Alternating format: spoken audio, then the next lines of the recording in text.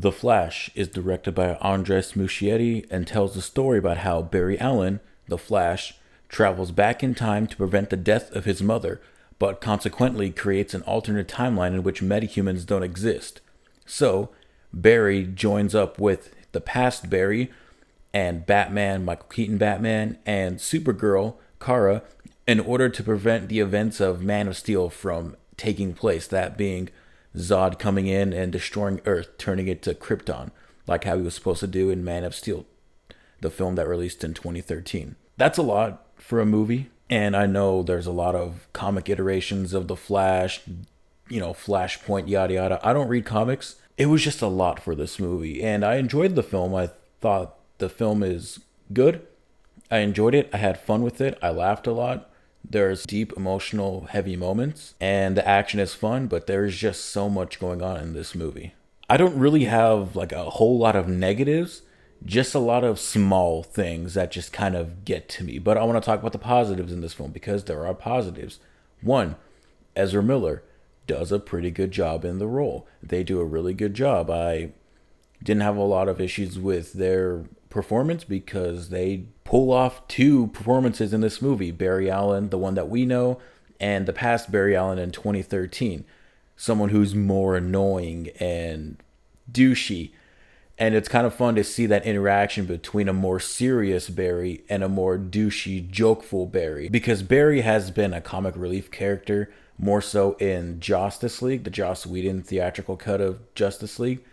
And he's a little more toned down in Zack Snyder's Justice League, but he's still the comic relief in that movie. The film looks good. It's a sharp and crisp looking movie.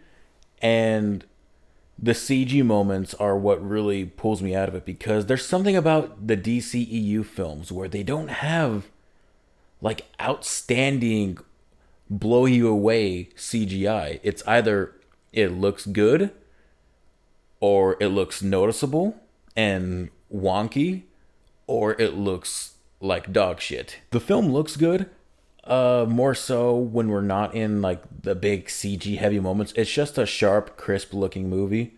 Just scenes of characters talking to each other. They look nice, but nothing on like a directing standpoint really stands out. It's just shot, reverse shot, shot, reverse shot. That's what it seemed like to me, at least. Maybe if I watch it again, I'll pick up something more of what the director wanted to do. When it doesn't involve like special effects and characters just talking to each other, nothing just looks inspired. It just looks like, okay, shot, reverse shot, we're done. But when it involves special effects, more so the action scenes, the CG looks a little wonky.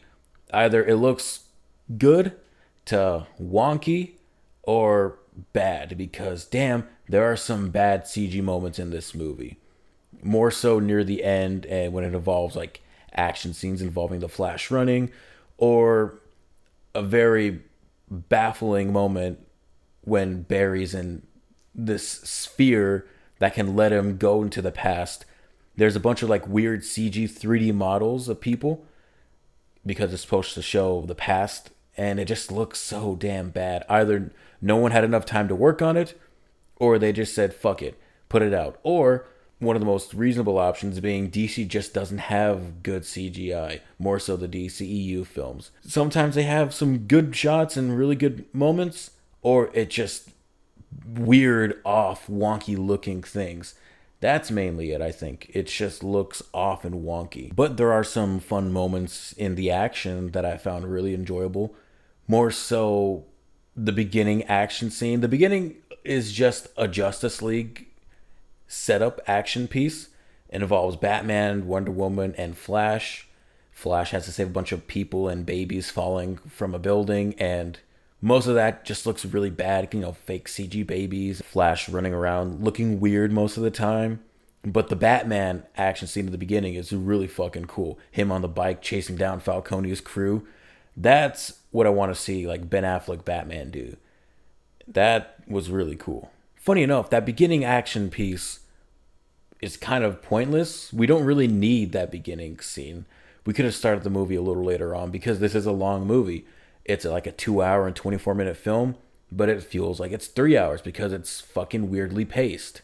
There's just so much stuff happening in this movie. The marketing is heavily throwing out Michael Keaton Batman and Supergirl. And as much as I enjoyed them, Michael Keaton Batman had much more of a purpose in this movie than Supergirl. Supergirl is just kind of there. I liked her in the movie.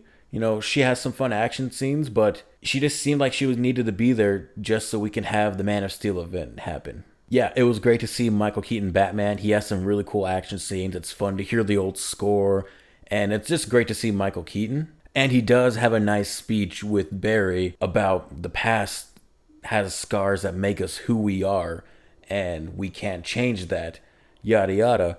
And I thought that was really nice, but it just seems like any Batman could have said that. Not George Clooney Batman, but any Batman could have said that to Barry, and it would have been the same.